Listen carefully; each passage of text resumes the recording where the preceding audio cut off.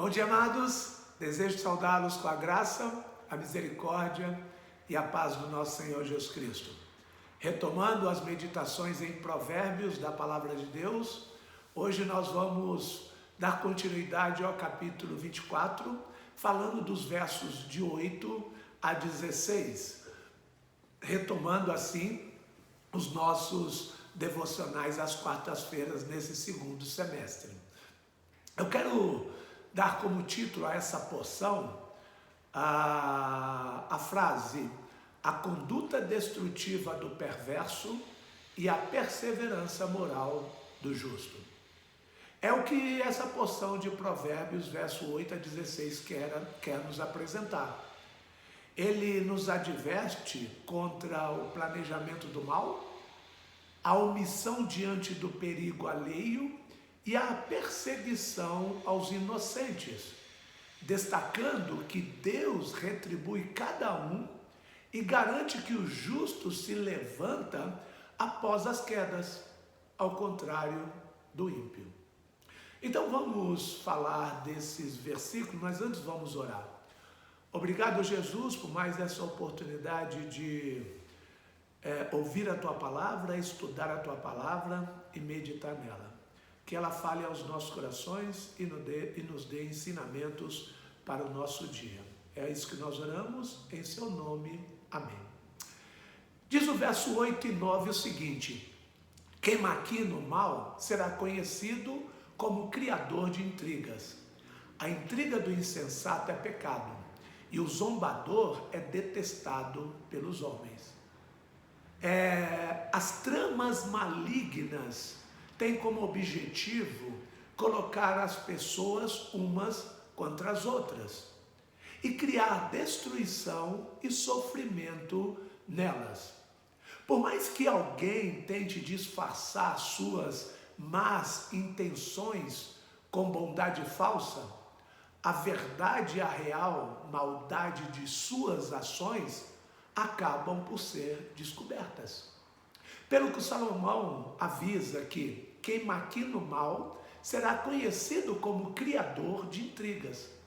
Isso quer dizer que, mais cedo ou mais tarde, as pessoas percebem as falsidades das ações, reações e pensamentos e colocações que os perversos têm, querendo atingir seus desafetos. E essas pessoas também percebem que estão sendo manipuladas para cumprir os desejos de pessoas egoístas, maldosas, vingativas, dissimuladas, agindo de modo oposto ao que elas fariam normalmente.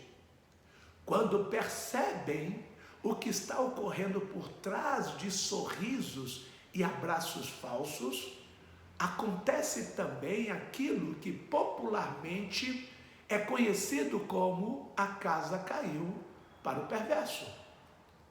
E não dá para fugir das consequências desse pecado.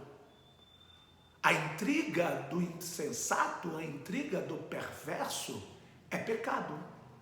E o efeito disso é que os sentimentos negativos que o perverso tentou produzir nas pessoas são todos apontados para ele mesmo. De modo que o escritor diz, Salomão diz, o zombador é detestado pelos homens. É um perfeito exemplo de que o homem semear, isso também colherá, o que diz em Gálatas 6, verso 7. Por isso, deixe de lado as intrigas como ferramenta para atingir seus objetivos e seja uma pessoa de caráter honesta e justa. Fale sempre a verdade, ficando ao lado do Senhor e do seu ensino. Ele o honrará e te defenderá do zombador e dos que criam intrigas mentirosas.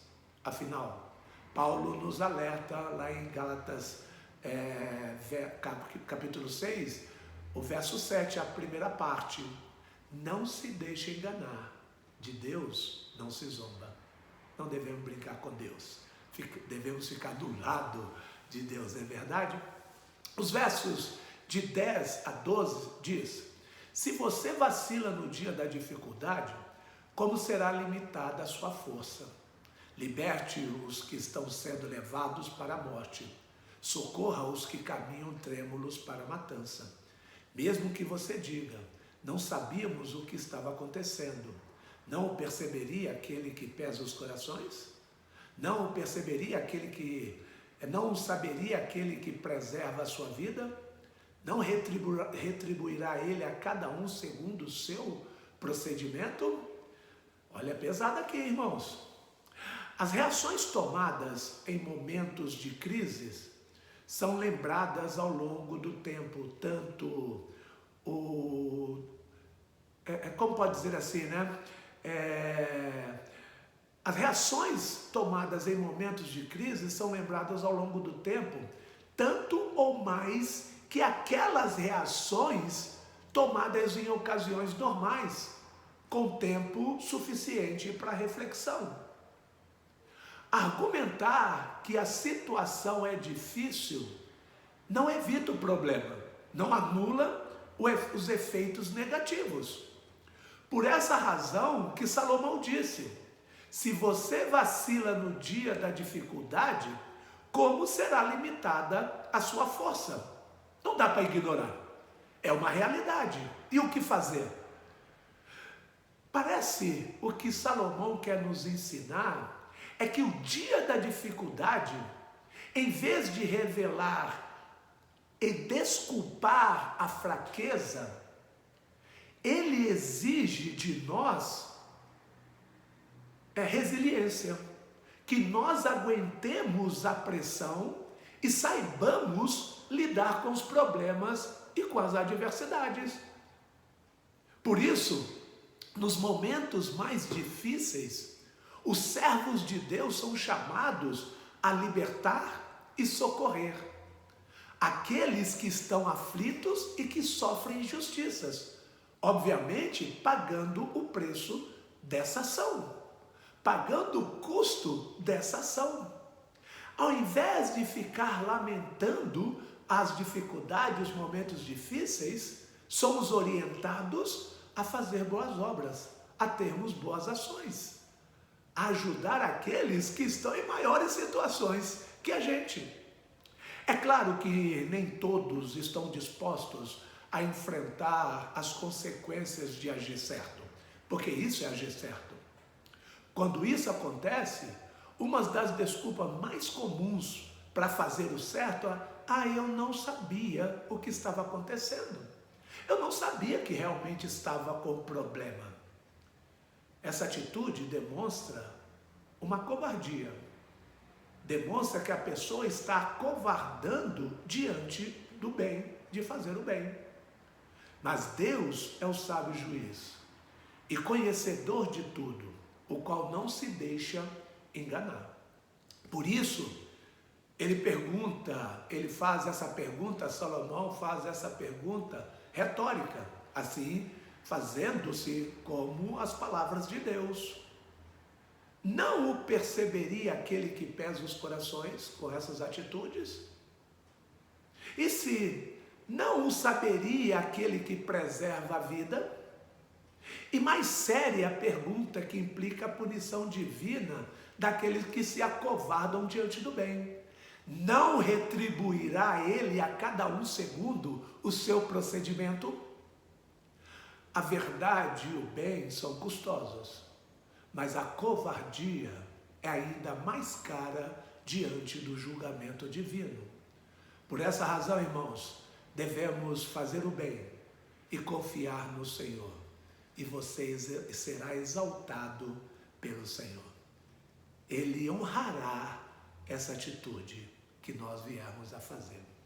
O verso 13 a 14 nos diz: coma mel, coma mel, meu filho, é bom. O favo é doce ao paladar. Saiba que a sabedoria também será boa para a sua alma.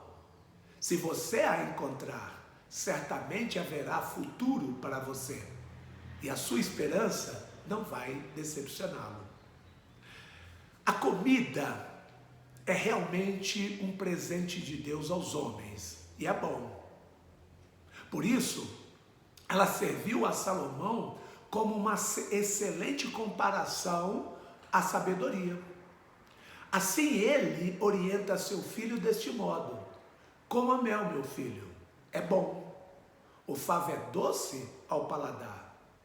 E ele tem razão, pois, além de se tratar de algo doce e muito gostoso, é uma comida com componentes nutritivos que sustentam o corpo.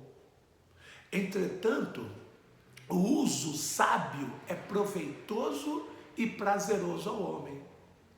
A intenção do escritor aqui de Salomão aqui não está centrado em alimentos, mas na sabedoria.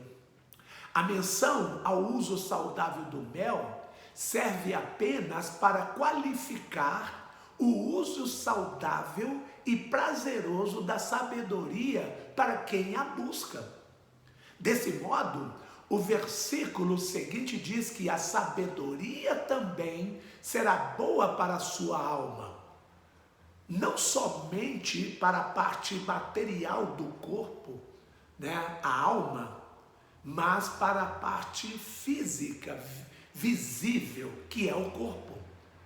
A sabedoria tanto faz bem para o homem interior, como também para o homem exterior, para o nosso corpo. Isso é tão verdade que a permanência desses benefícios é enfatizado na frase: se você a encontrar, certamente haverá futuro para você, e a sua esperança não vai decepcioná-lo. Assim como o mel faz bem e é gostoso, a sabedoria é a garantia do servo de Deus de permanecer ao lado de Deus e desfrutar das suas bênçãos, as bênçãos mais amplas, independente das circunstâncias. Sendo assim, você deve avaliar o que traz mais benefícios para a sua vida e é prazeroso à sua alma: a comida ou a sabedoria da palavra de Deus? E aqui é uma lição para nós, amados. A palavra de Deus é o alimento que nós necessitamos no nosso dia a dia. Não deixemos de lado ela. Finalizando com versos 15 e 16, nos diz: não fique de tocaia como faz o ímpio contra a casa do justo, e não destrua o seu local de repouso, pois ainda que o justo caia 7 vezes, tornará a erguer-se, mas os ímpios são arrastados pela calamidade.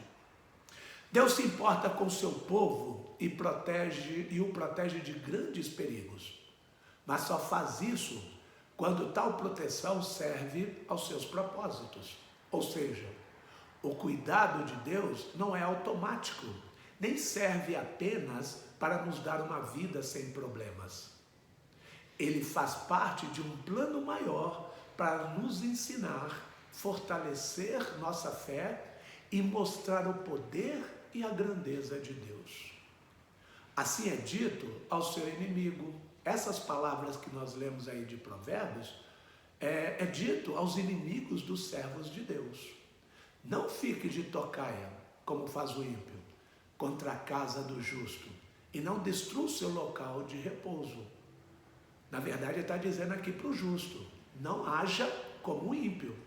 Não faça as coisas erradas como o ímpio. Aqui podemos ver, é um conselho simples, mas que traz uma carga muito grande de significado. Deus é o juiz de injustiças como essas. A identificação do justo como sendo alvo do ímpio faz o leitor entender imediatamente de quem o Senhor tomará partido nessa disputa e como tratará a parte injusta e cruel. Deus é o protetor e vindicador do justo. Ele o guarda e o defende, e que ele mesmo faz a justiça pelo justo. A consequência não poderia ser outra. Em primeiro lugar, é dito que, ainda que o justo caia 7 vezes, tornará a erguer-se. Isso significa que Deus impede que o justo seja abatido e o fortalecerá em sua palavra e na fé até que o levante novamente, prosseguindo com seu cuidado, amor e proteção até o final da vida do justo. Por outro lado, diz que os ímpios são arrastados pela calamidade. As consequências da sua maldade recaem sobre ele até que sejam eles completamente abatidos. Por isso, um péssimo negócio é perseguir o crente, é perseguir os crentes de Cristo, especialmente se for por causa do seu bom testemunho ou por sua fé em Cristo. Em vez de manter a inimizade com o crente servo de Deus, mude de lado. Ouça o testemunho do Evangelho de Cristo e se entregue a Ele pela fé. O anjo do Senhor também o protegerá como um filho amado. Fica a dica. O Senhor protege os seus e o cuida de toda a ação do inimigo. Amados, quer melhor palavra e melhor revigoramento para o nosso dia e fortalecimento para a nossa fé? Vamos orar. Maravilhoso Deus, Pai de toda sabedoria, eu venho diante de Ti neste momento para colocar a minha mente e o meu coração em Tua presença. Guarde-me, Senhor, guarda-nos para que os nossos pensamentos e planos sejam puros.